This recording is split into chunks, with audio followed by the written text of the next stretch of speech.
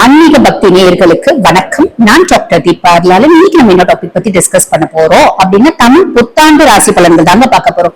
என்னமா இது இப்பதான் 2026 எப்படி இருக்கும்னாங்க, அதே மாதிரி பாத்தீங்கன்னா மகர சங்கராந்தி எப்படி இருக்கும்னாங்க, இப்ப தமிழ் புத்தாண்டு அப்படின்றீங்க. எதமா நாங்க கடைபிடிக்கிறது, எங்க ராசிக்கு என்னதான் நடக்கும், நாங்க துல்லியமா எப்படிமா தெரிஞ்சுக்கிறது அப்படின்னா சமீப காலமா தான் இந்த ஜார்ஜியன் கேலண்டர் அப்படின்றத நம்ம ஃபாலோ பண்றோம். நியூ இயர் அப்படின்றது நம்ம செலிப்ரேட்டே பண்றோம். ஆனா நம் முன்னோர்கள் கொண்டாடினது எது அப்படின்னா தமிழ் புத்தாண்டு தான். அப்ப தமிழ் புத்தாண்டு பிறக்கிறத பொறுத்து அந்த வருஷம் முழுசும் ஒவ்வொரு ராசியினருக்கு எப்படி இருக்கும் அப்படின்றத பாத்தீங்கன்னா ரொம்ப துல்லியமான பலன்களா தெரியும்.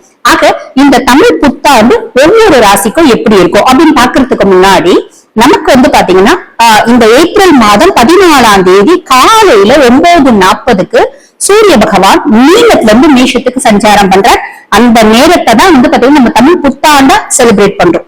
சரி, இந்த தமிழ் புத்தாண்டு உங்க ராசிக்கு எப்படி இருக்க போகுது, என்னென்ன மாதிரி நற்பலன்கள் தரப்போகுது சட்டுன்னு பாத்துக்கலாம். அதுக்கு முன்னாடிங்க ஒரு அடிஷனல் சந்தோஷமான விஷயம் என்ன அப்படின்னா 12 ராசிக்குமே இந்த தமிழ் புத்தாண்டு சூப்பரா இருக்க போகுது. எப்படி சூப்பரா இருக்க போகுது, என்னென்ன விஷயங்கள் எனக்கு நடக்க போகுது, என்னென்ன விஷயங்கள் தாமதமாக போகுது, என்னென்ன பிரச்சனைகள் ஓய போகுது, இப்படி பல விஷயத்தை தெரிஞ்சுக்கணும் அப்படின்னா பதிவை ஸ்கிப் பண்ணாம பதிவை பாருங்க, தெரியும்.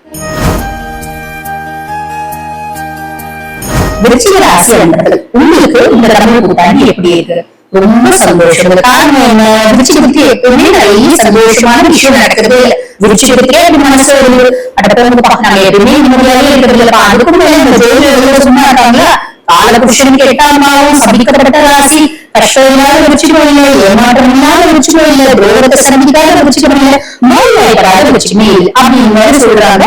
எல்லாரும் ரொம்ப குழப்பறாங்க அப்படின்ற மாதிரி எல்லாருக்கும் இருக்கு. அது பாருங்க, ஒரு 2 மாசம் முன்னாடி ஒரு பிள்ளை செவன் பண்ணி கேட்டுச்சு, இன்னும் விருச்சிகத்தை பத்தி எல்லாரும் ரொம்ப இதுவா சொல்றாங்களே அப்படின்னு. ஆக்சுவலி என்னன்னா நான் சொன்னேன், என்னோட விருச்சிகத்தை பத்தி நான் பேசுறது முழுசும் பேசிட்டு என்கிட்ட பேசுமா, முழுசும் பார்த்து பேசுமா, ஷார்ட்ஸ் பார்த்து பேசாத அப்படின்னு. காரணம் என்ன அப்படின்னா என்னுடைய குழந்தையே விருச்சிகம் தான், புரியுதுங்களா? அப்போ இந்த விருச்சிகத்தில் விருச்சிகம்ன்றதுனால நான் விருச்சிகத்தை பத்தி ரொம்ப ஐசையா சொல்ல, ஆனா விருச்சிகம் சாதிக்கிறதுனே ஒரு ராசி. காரணம் என்ன? ராகு எங்கேயும் உச்சம் அடையிறது விருச்சிகத்துல.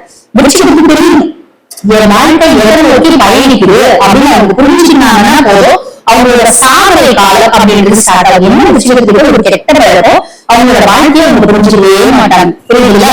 அவங்க உண்மைதான், ஜோதிட சொல்றது தப்பு கிடையாது. மைண்ட் பாத்தீங்கன்னா ஒரு விஷயத்தை ரொம்ப ஸ்ட்ராங்கா முடிவு பண்ணுவாங்க, அதை செஞ்சு முடிக்கிறதுக்கு அவங்க சொல்றது அப்புறம் பாத்துக்கலாம் அப்படின்னாங்க. இது ஒரு சின்ன வயசு வச்சுக்கிறது, ஒரு 30 years 28 years 25 years அவங்க மனசு பக்குவப்படும் சாதிக்கும் நீங்க நினைச்சா போதும் சாதிக்க முடியும். காரணம் என்ன? இந்த ஃபீலிங்ஸ் பறவைகள் மாதிரி, இந்த ஃபீலிங்ஸ் பறவை சித்தரிக்கப்பட்ட கதையா இருந்தாலும் சூரியன் மேல ஆதி காதலா இருக்கு. சூரியன் கிட்ட போயிடுமா, சூரியனோட வெப்பம் வாங்குற முடியாத முழுசும் எப்படி சாம்பல் ஆயிடுமா, சாம்பல் திருப்பி உயிர் போயிடும் அப்படின்னு நினைக்க முடியா?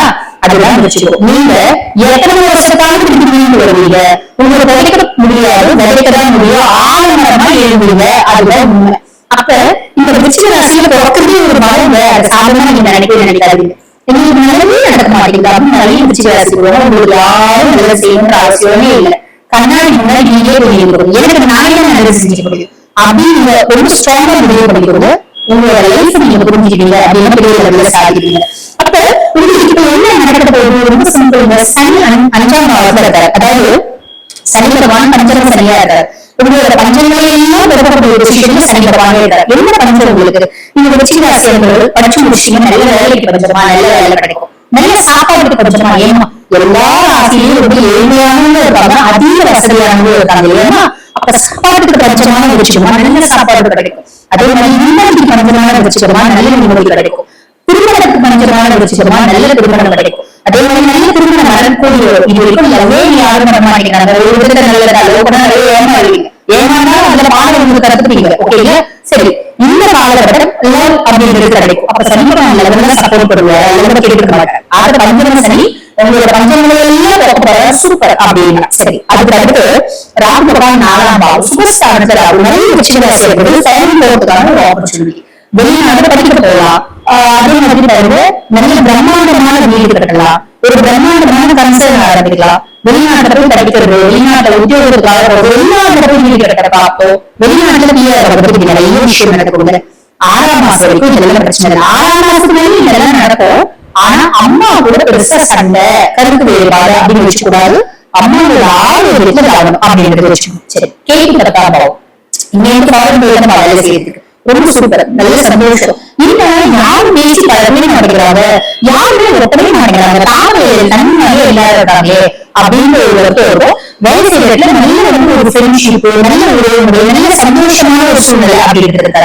ஆனா என்ன, நம்ம வேலை செய்யலாம் போயிருக்கோம், நம்ம வேலை செஞ்சோமா, மாண்ட மேய்ச்சோமா, கோயிலுக்கு போறோமா, அப்படியே இருக்கும். அங்க போய் விளையாடுறது அப்படின்றது நம்மளுக்கு தேவையில்லை. சோ அதை பத்தி கவலைப்படணும் அப்படின்ற அவசியம் இல்லை. அதுக்கப்புறம் 6ஆம் மாசம் வரைக்கும் குரு பகவான் வீட்டுல இருக்காமா. 6ஆம் மாசம் முடிவு 2 மாசம் நம்ம சேர்க்கையில இருக்கணும் அப்படின்றத வச்சுக்கோங்க. பிரச்சனை நடக்கிறத நான் இன்னும் வேடிக்கை பார்க்கதான் போறேன் அப்படின்னு நம்ம வேடிக்கை கூட போகக்கூடாது. வேடிக்கை பார்க்கறதா கூட நம்ம அலக்கணும். ஆக நம்ம வேடி பார்க்கிற வேலை கூட வேண்டாம், ஆரோக்கியத்தை குறிச்சு வரணும் அப்படின்றது வச்சுக்கோங்க. ரொம்ப சிம்பிள். 6ஆம் மாசத்துக்கு மேல குரு பகவான் உங்களுக்கு கடகத்துல போய் அமர்றாரு இல்லையா? கடகம் என்ன பாவம்? 9ஆம் பாவம், பாக்கியஸ்தானம், அதிர்ஷ்டஸ்தானத்துல ஒரு சுபகிரகம் என்ன பண்ணுவான்? ஏதோ இருக்கிற குட்லக்கு, ஃபார்ச்சூன், அதிர்ஷ்டம், மேன்மை, முன்னேற்றம் அத்தனையும் விட்டுரும். சின்ன வயசுலயே காசப்பா பெருசாக ஒரு விருட்சிகமா நிறைய பெருசாக தரங்களை கொடுக்குது. அடுத்த நானே ஒரு ஆபீஸ்ல வந்து கிழக்கு வேலை செய்யறேன், நான் போய் பெருசாக முடியுமா? இல்லம்மா, எல்லாருக்கும் ஒரே மாதிரி பலன் கிடையாது. நீங்க யாரு, நீங்க என்ன படிச்சிருக்கீங்க, உங்களோட குவாலிபிகேஷன் என்ன, நீங்க செய்யக்கூடிய தொழில் என்ன, ஒன்னே படிச்சிருந்தாலும் கூட அவங்க வந்து அது 4 படிச்சு வச்சிருக்காங்க, அதை அவங்க செய்யக்கூடியது.